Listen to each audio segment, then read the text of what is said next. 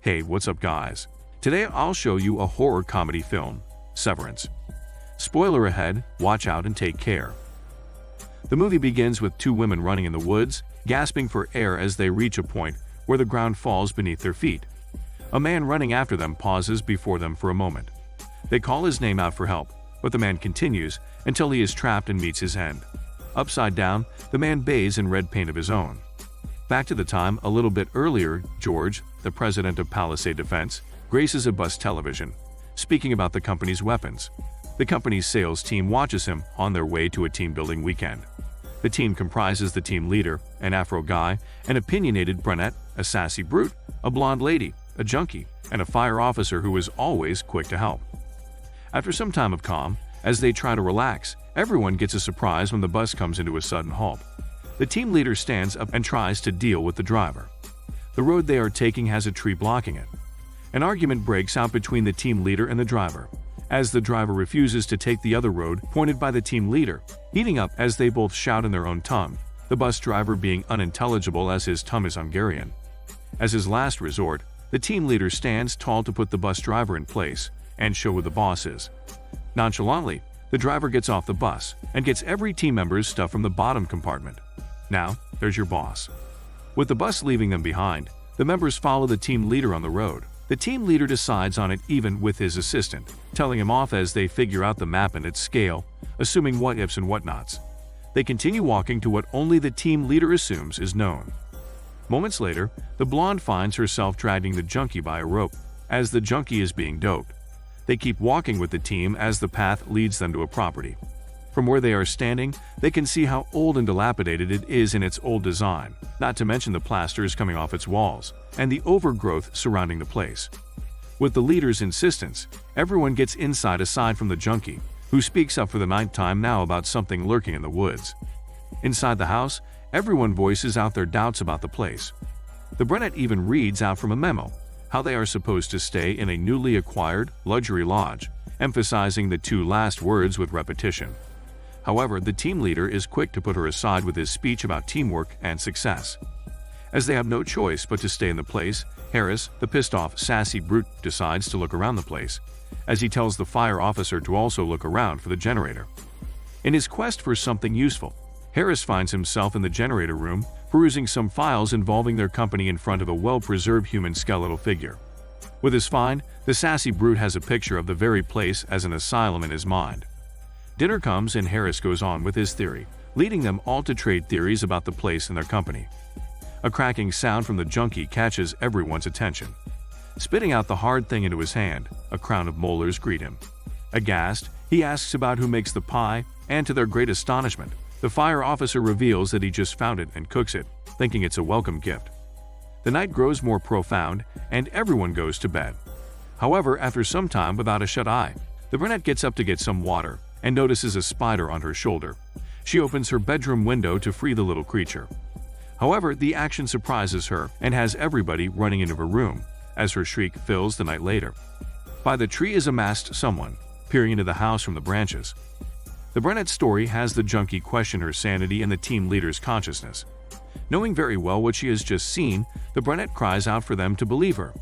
The blonde is with her and Harris, halfway there as they insist on leaving the place. The team leader, on the other hand, opposes stubbornly, but later gives in to a compromise. The team leader asks the brunette to sleep on it and wait for the morning to decide. Morning comes, and the brunette, with all her grit, stands before the team leader and tells him her final decision. Weighing the matter in, the team leader calls everyone's attention and lays out his plan. While the others gather for their little team building or paintballing, the brunette and Harris tread the path to the hill to big some signals and call for the bus, as what their team leader's great plan is. Talking and debating about humane weapons of the past and the present and more, the two drop their topic of Marie Antoinette's head, seeing its red flooding stump as lies. Just a couple of strides from them is their bus, and its driver is thrown out and seeping red into a stream. On the other part of the woods, the other four members casually arm themselves with paintball guns, the team leader hopping from one tree to another, the blonde hiding in a trench, and the junkie and the Afro guy talking about dating as they keep hidden among the trees. After some time, the junkie and Afro 2 see oranges on their vests, which call out for the game referee to pop out somewhere. In all his calm voice, the fire officer, the facilitator of the game, points out everyone for their cheating. In return, however, the others just shoot him for fun, which breaks his ever-patient demeanor, lashing out disappointment, and the fire officer turns to walk out. A spine-chilling shrill comes out of the fire officer's throat as he sees his greasy leg, rather than his balls, ensnared with a bear trap. In a state of shock and utter urgency, the Afro guy and the blonde run towards him. The blonde is quickly embracing him to keep still. Seeing what the Afro guy is trying to do, the junkie walks towards them and grabs the other side of the bear trap. Together with the Afro guy, he forces it to open with all his might. Once, twice, thrice 3 attempts to open the bear trap and free their fire office, and here they are now facing the officer being separated from his greasy leg. The team leader stands to watch, as he has been stunned since everything started, as the blonde and the Afro guy get their brains running, trying to stop the fire officer from losing all fluids and being fired from life. Not a moment later, after realizing they are surrounded by bear traps, Harris comes with the brunette on the bus. Rushing out from the driver's seat, he calls everyone who stops him short as they inform them of their situation. With everybody on the bus, and with the fire officer's greasy leg in the fridge for preservation, Harris drives them off the woods with haste, not minding the hectic chaos of the ones attending the injured.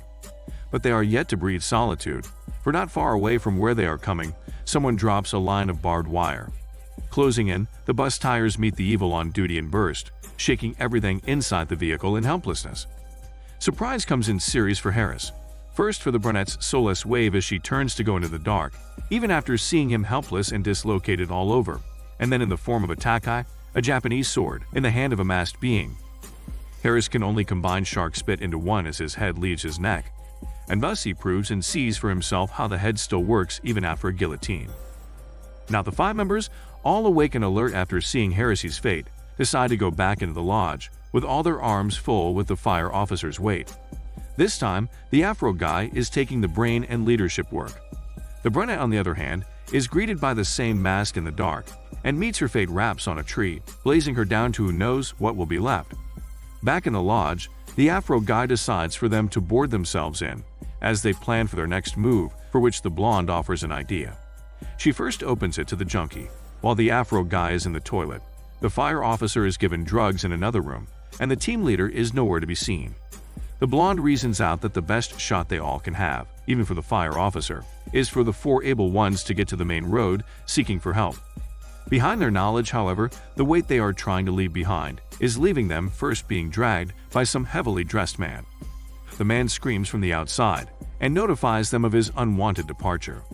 Gathering again after the scream, they follow the fire officer's red trace and have themselves greeted by a maze of prison cells and rooms with decomposing games.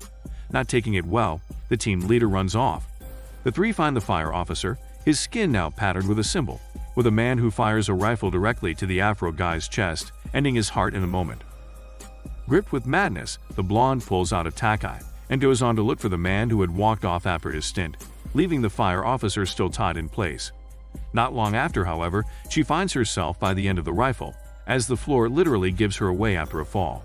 But it does not stay that way, as the junkie gets out of his hiding place and puts a knife through the man's chest. Lastly, the blonde fires the man's rifle to his head, leaving the breathless man behind. The 2 go out and meet another surprise. A group of armed men waits for them. The rifle still in the blonde's hand, she fires it towards the frontliner, who instantly drops, lifeless, to the ground.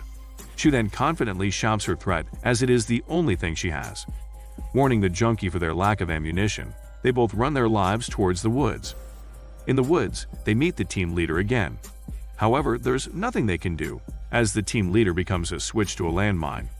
The area is being covered with their company's mines. Leaving the team leader behind, they run towards the unknown. Still, the group of armed men follows them. After some time, they see a lodge, this time with their company's name shouting in LED before them. They get in to see the president, dancing with 2 escorts that the junkie apparently hires. Letting the president deal with the situation, he shows off his well-stored weapon, or so he attempts to, as the said thing fails to target the enemies, but instead blows off a plane in flight. Again, the junkie and the blonde run into the woods for life.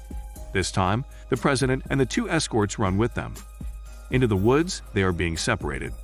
The blonde finds herself screaming for the junkie's help as she finds the ground on her head.